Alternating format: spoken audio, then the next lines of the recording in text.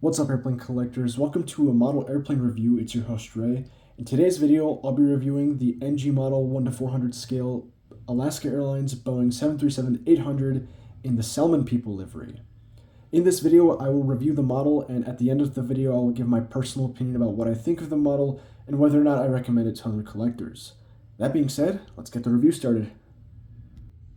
Starting off with the box, in terms of size, this is a typical NG model 1:400 scale 737 box at 13 centimeters lengthwise and height-wise, and 3.5 centimeters wide. I'll show you around the box now. So here's the front, bottom, right side, top, left side, and the back side.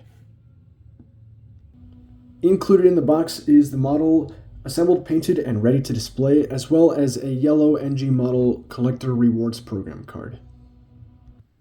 Here's the model itself. Before I begin my review, I'll give you a quick 360 of the model. Fuselage length is 10 centimeters, wingspan is 9 centimeters, and it's 3.5 centimeters tall. Accurate to 1:400 scale and pretty small. This model is made primarily out of die-cast metal. Starting the review with the fuselage, we've got lots going on here with the livery, but I'd like to focus on the nose profile for now. As per usual with NG's 1:400 737 mold, the nose profile looks solid and good. No complaints about that. Now, my main focus for this one is going to be paint application and the printed details, all of which look pretty good up here. You can even read the Salmon People text right there. I don't know what the red stuff says there, but yeah, very nice printed detail, very intricate. And so far, we're looking pretty good. I'll move down the fuselage slowly so you can take in all the detail and the livery, because it is definitely very bright. So definitely a lot of places to screw up, but a lot of places to do great on. And so far, everything looks pretty good. Here's the vertical stabilizer. Vertical stabilizer looks pretty good in terms of shape and molded detail. The rudder is a little bit hard to see in there, but it's there. You can kind of see a little bit of a crease there for the rudder. But overall shape is good. Painted and printed detail looks consistent and good as well. No complaints. Here's the right side of the aircraft. I'll just move the plane down this way. It's virtually the same as the left side from what I can see in the grand scheme of things. Of course, I do know that there's differences, but so far everything looks pretty good on the right side as well. Transitioning up to the wings are very nicely detailed. As you can see, the control surfaces are very clearly outlined there. Painted detail also looks pretty good. There is metallic paint on the leading edge slats, looks really nice. And printed detail doesn't seem to have any inconsistency, so the wings are looking really nice so far. Here's the right wing, pretty much the same story here, no complaints. Bottom of the wings don't feature any printed detail, but they are definitely not lacking in the paint and molded details department, so very good.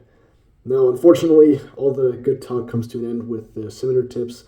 Initially, at first glance, they look pretty good, and the shape is good. Of course, they're sharp, so don't poke at them like I am. But on the left scimitar, things got a little bit crunched in a way. This is not supposed to be bent this far up, and this should not be bent this far down. So something happened there. I'm not going to try and fix it since it's not the end of the world, but it is definitely an issue to be noted. This has historically been an issue for this mold for a while now. Not that it's the end of the world, but it's definitely something that can happen. On the right side, the scimitar looks a little bit better. Just the one on the bottom seems to be bent out a little bit far, but at least the one on top is done decently. In terms of the paint and the detail on the scimitars, that looks good. There's no scratches or issues or imperfections with that. That looks pretty good. Oh wow, the Salmon logo is on there as well. I didn't even notice that until now, but look at that. Pretty nicely detailed considering how small of a part this is on the model. Moving to the rear of the aircraft, here are the horizontal stabilizers. These look good. They're not really that detailed. There's not that much detail to put on there in the first place, but these look pretty good. And of course the APU, it's just painted gray, but that looks nice as well. Here it is. And the bottom of the plane also looks pretty good. No complaints. Is that a paint issue? Hold on a minute. So I thought there was a paint issue here, but that is just a reflection of the desk and the light, so disregard that. Forgive me for that, my bad. Moving on to the engines are certainly not slouching in detail as well. The profile looks good, exhaust looks nice, painted a dark metallic gray, And of course, the fan blades look pretty good as well. Paint application and detail application on these looks really solid too. So solid work overall so far. Moving on to the aerial details, this model features antennae and a sat dome. There is one sat dome on the top of the aircraft right here. Looks good. You can see the seam with the fuselage is pretty good, and it's dead center on the fuselage. Look at that.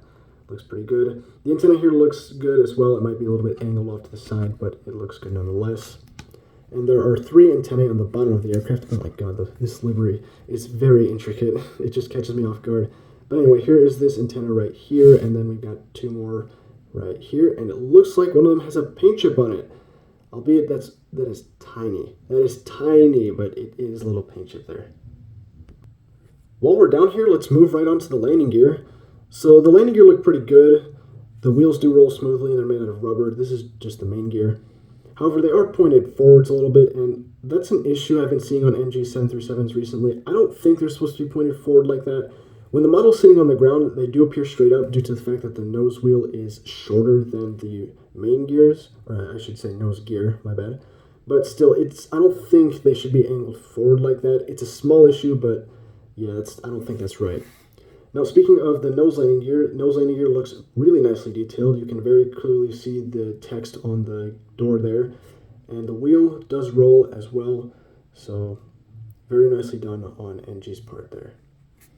And down here, I would definitely like to take a moment to give the bottom of the aircraft some time to the camera.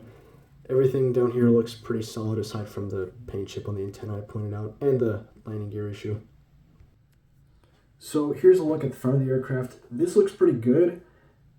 Wow, okay, everything seems to be in order here. So yeah, gear balance seems to be in check. Vertical stabilizer is aligned. Horizontal stabilizers and the wings, their wing flex looks good, and symmetrical engine clearance is good.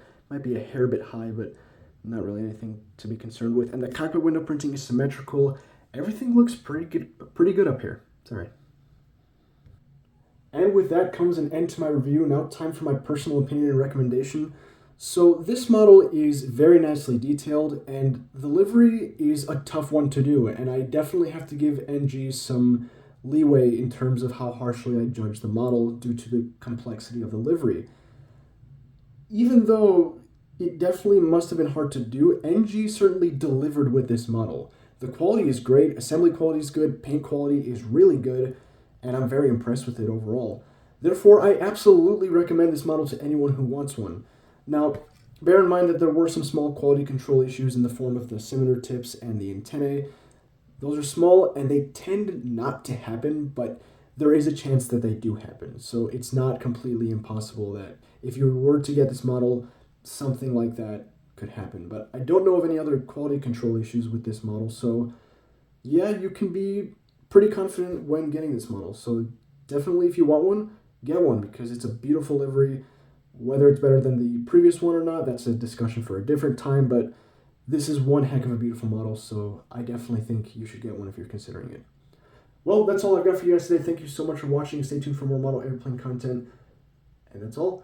Like, comment, and subscribe. Happy building, happy collecting. Take care of yourselves. See you next time.